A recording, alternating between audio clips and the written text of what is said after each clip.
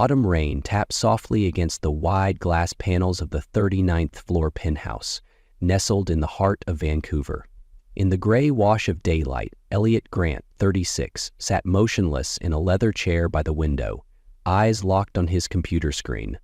Once a celebrated architect and the visionary behind a global sustainable design empire, Elliot had built cities, won accolades, and shaped skylines. But today, the world he created had turned its back on him. In front of him lay a medical report.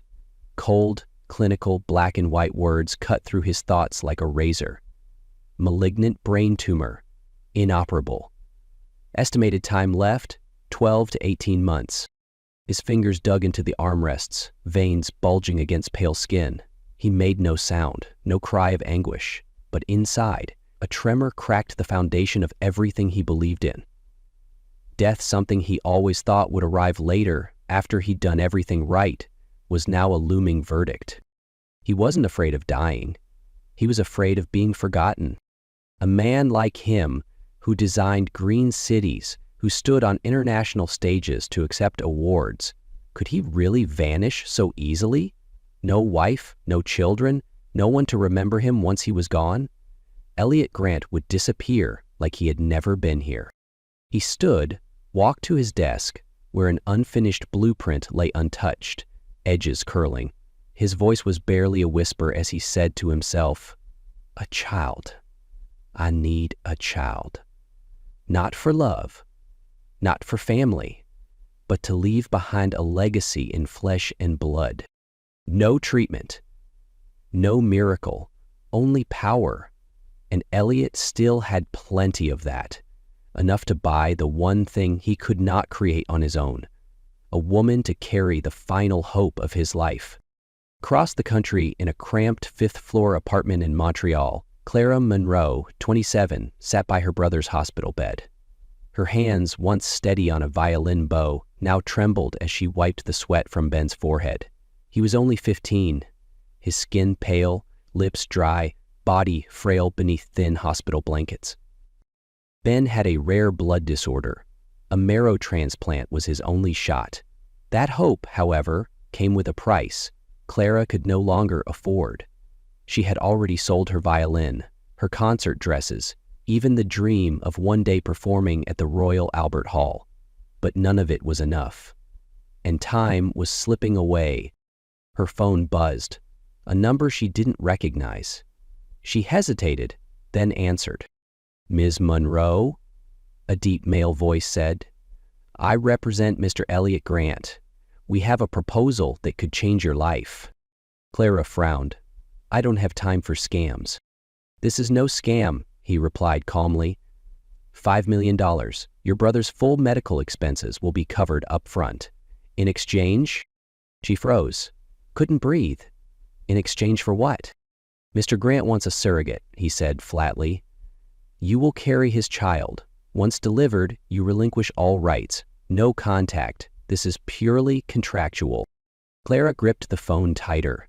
She wanted to scream, to curse this man, but Ben's face flickered before her, his tired eyes, his brave little smile despite the pain.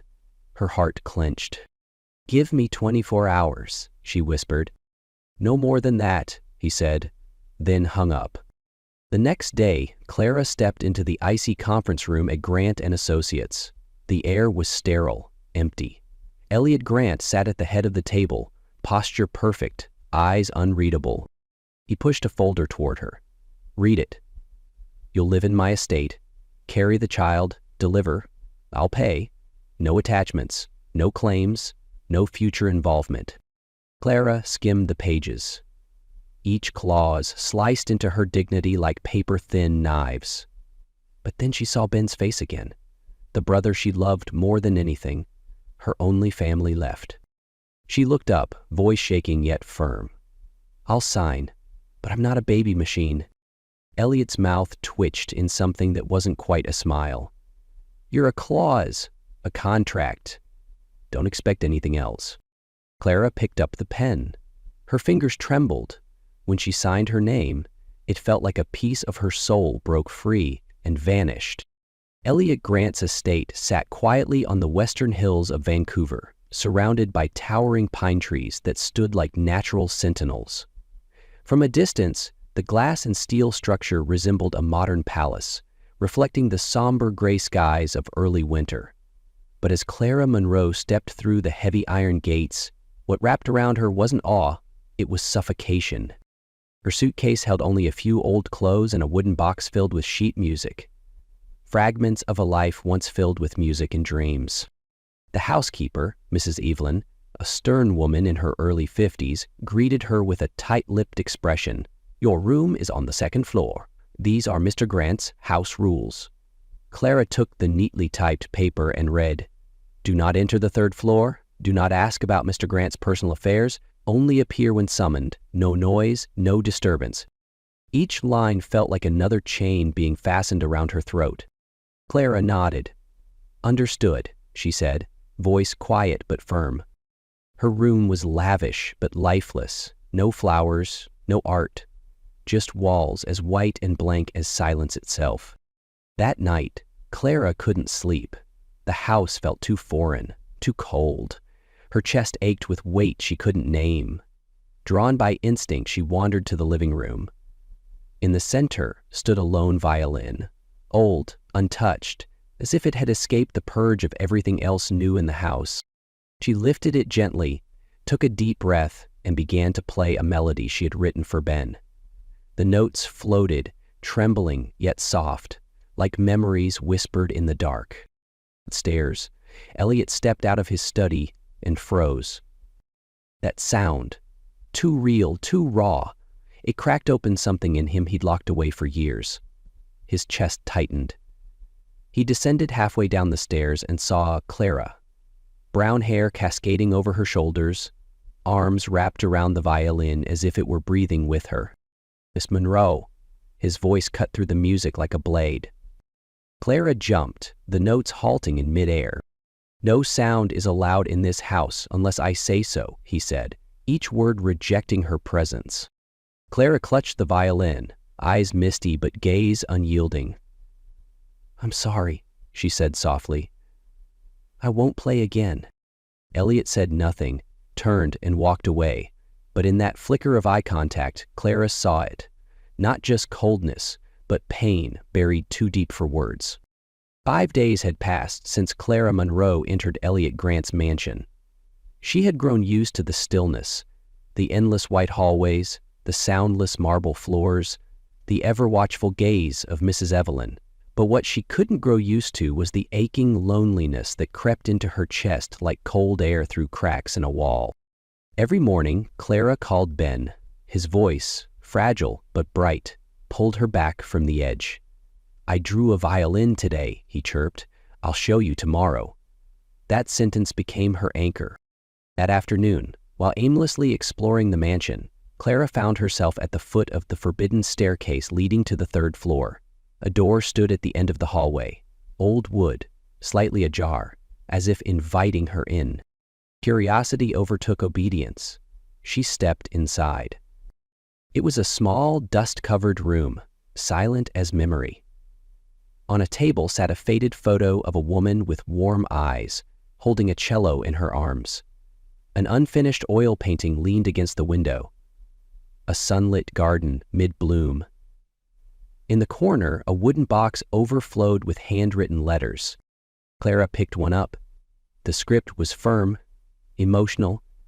"I once thought the world was ours, but perhaps fate chose otherwise." No name, but each word ached with sorrow. She stood there, still. The cold man she saw every day, he had once loved and lost. The woman in the photo reminded Clara of her own mother, who used to lull her and Ben to sleep with violin songs. "Used to be someone else," Clara whispered. That evening, at the long, silent dining table, Elliot sat with his tablet, barely eating. Clara sat across from him, fingers twisting her napkin. Then, quietly, she spoke. "I found a room on the third floor," she said, soft but steady. "There was a photo. Who was the woman?" The air froze. Elliot looked up, and his eyes flashed with fury. "You had no right to dig through my life," he snapped. "You're a surrogate, nothing more." His words cut deep, but Clara held his gaze. "I'm sorry," she said calmly, though her heart raced. "I just thought maybe you needed someone to listen."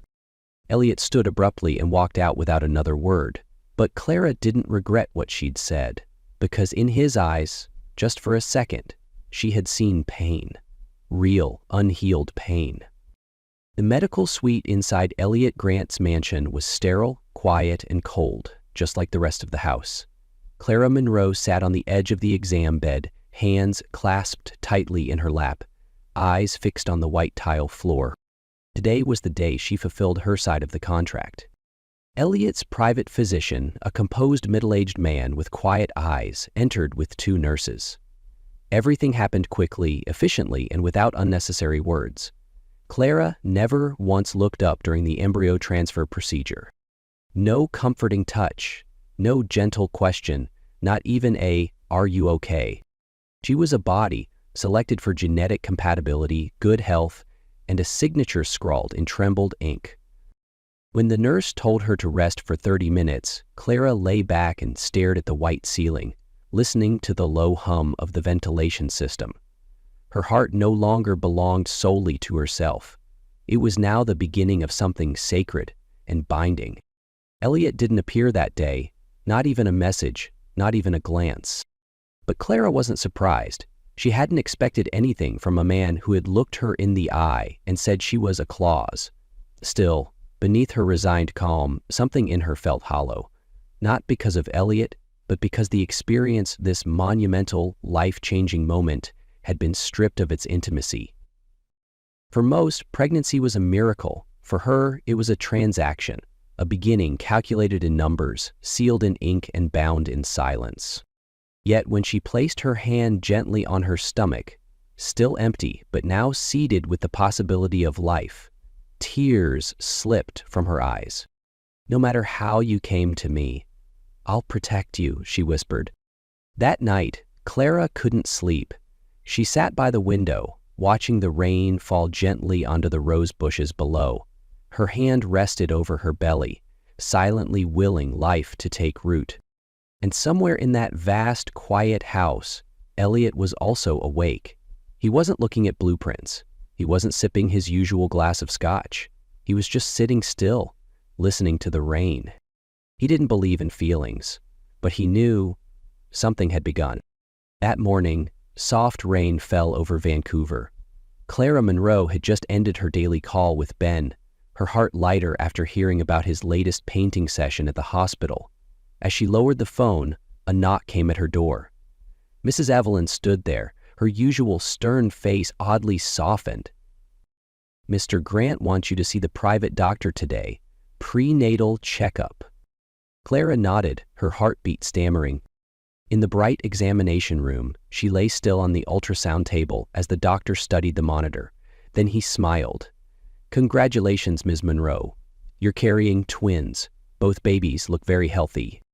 Clara froze. Her breath caught. Twins? 2 small lives growing within her, growing inside a world of silence, distance, and detachment. She laid a hand over her belly and whispered, "I'll try my best." "For both of you." When she returned to the mansion, Elliot was standing in the living room, his back to her, staring out into the rainy garden. The old violin still sat near the corner, but beside it now rested a fresh stack of sheet music, handwritten. "Is something wrong?" he asked, not cold, but guarded. Clara inhaled. "I just had the ultrasound. It's twins. Both are healthy." Elliot turned around, face unreadable. "Good. Stick to the contract then." Clara looked down, biting the sting of disappointment that pricked her chest, but then her eyes caught the manuscript. On the cover were 5 simple words, "Lullaby for 2 lights." "I wrote it for the kids," Elliot said, voice lower than usual. Clara picked it up, fingers trembling. The notes weren't complex, but they were full of warmth, soft, real.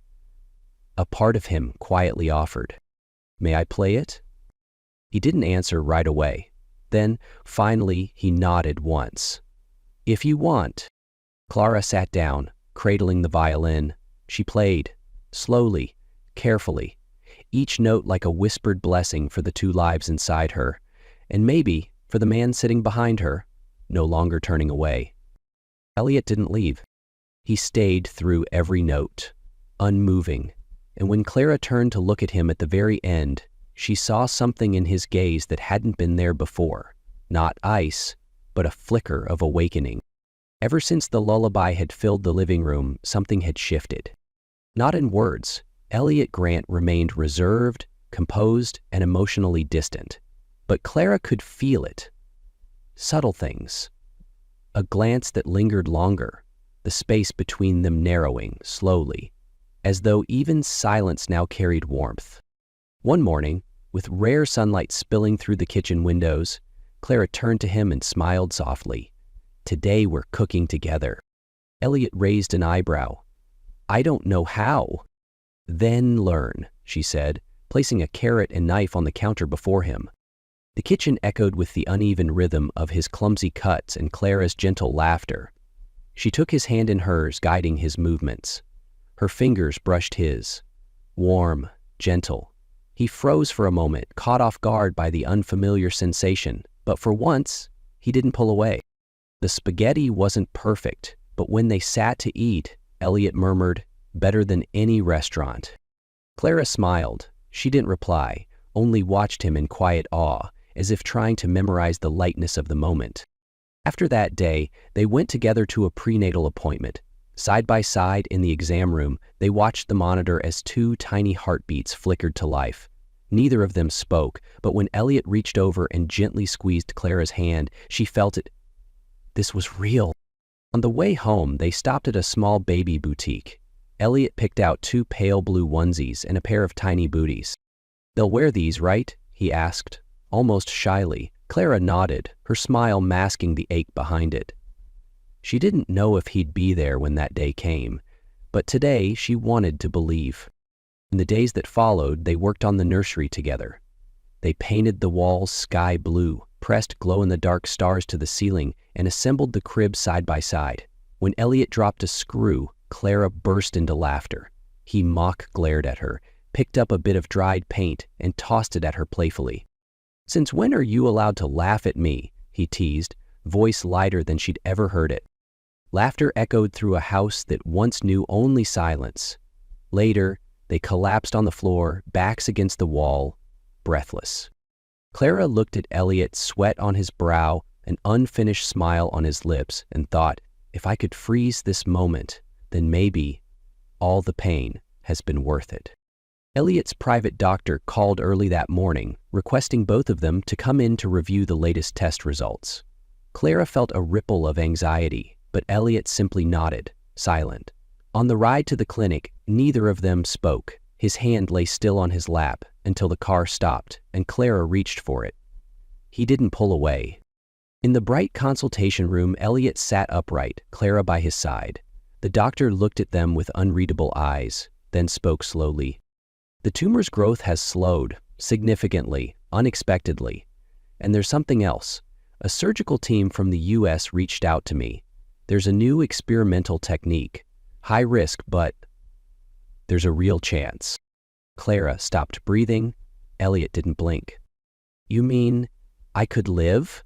he asked, his voice barely a whisper. "No promises. But this is the best hope we've had." Clara covered her mouth, tears spilling freely. Elliot sat in stunned silence, trying to absorb the words. As they left the clinic, he reached for her hand, not out of duty, but out of need. They didn't drive home right away. Instead, they stopped in the garden behind the mansion. The morning rain had passed, and sunlight broke over the white chrysanthemums. Clara pulled him down beside her on the grass. They sat in silence, side by side.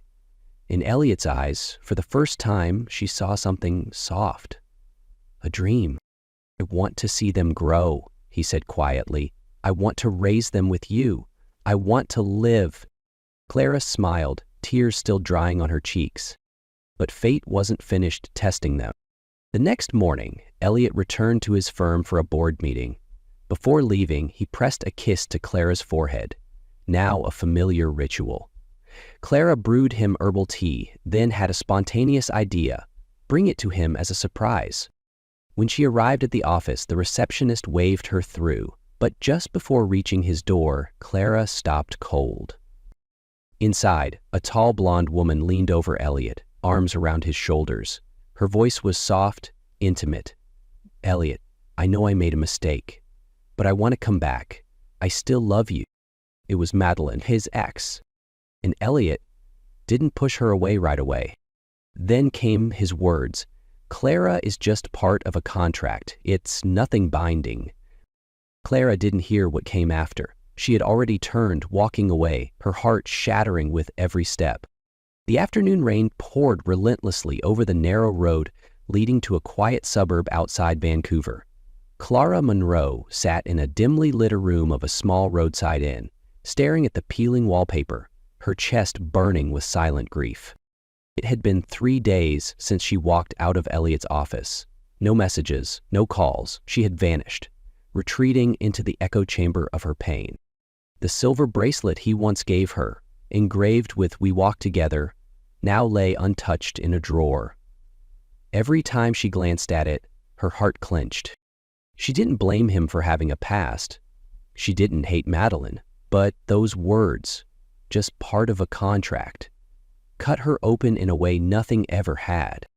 She had believed he felt something. She had begun to dream. She had begun to love him. That afternoon, the rain grew heavier. Clara couldn't bear the suffocating air anymore. She pulled on a thin coat and stepped outside, walking slowly along the muddy roadside, one hand resting over her belly. Every step hurt. Then came the pain. A sharp, searing jolt tore through her abdomen. Clara froze. Her hand clutched the railing beside the road. Another wave hit, stronger. Her knees buckled. She collapsed onto the wet ground. "No, please," she gasped, rain mixing with tears. An elderly flower vendor nearby saw her fall and rushed over. "Miss, are you okay?" Clara opened her eyes, panic swimming in them. "Please, call Elliot Grant. His number is—" The man didn't hesitate. Back at the mansion, Elliot sat in his study, turning the bracelet over in his hands. The empty silence around him rang louder than any words. He didn't need to be told Clara was gone. He felt it. In the stillness of the house, in the hollow in his chest.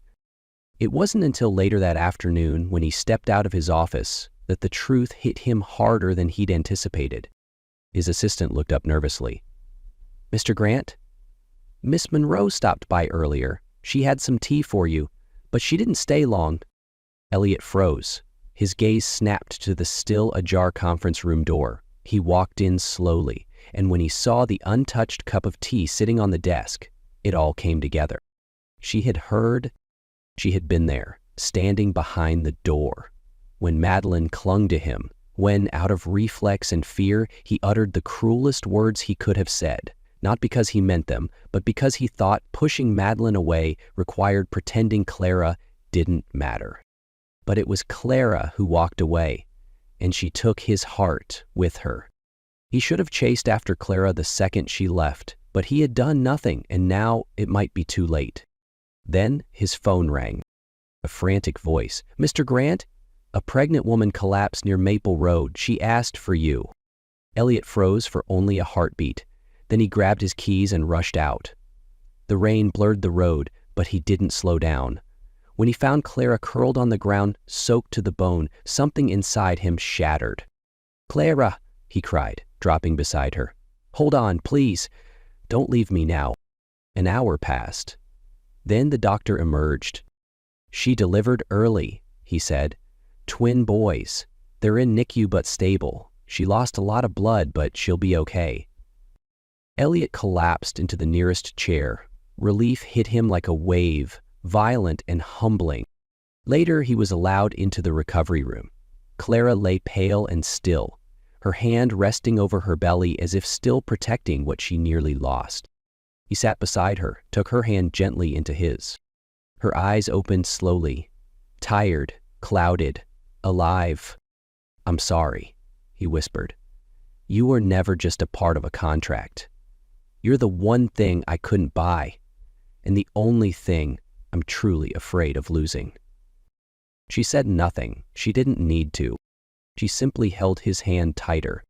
And in that silence, amid all the heartbreak and rain, two hearts finally found their rhythm again. No words, just the beat. 1 year later, London shimmered under warm golden lights. Inside the Royal Albert Hall, the audience held their breath as the first notes floated into the darkness. Clara Munro sat center stage, wearing a pale blue evening gown that framed her delicate figure.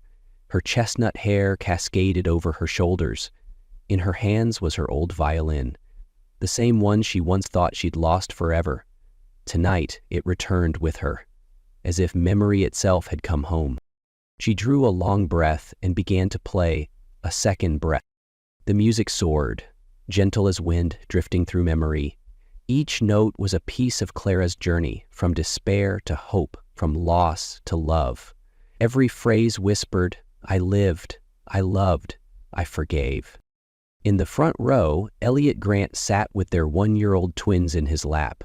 The three of them watched Clara in silence, eyes fixed on the woman who had changed everything. Then the final note faded.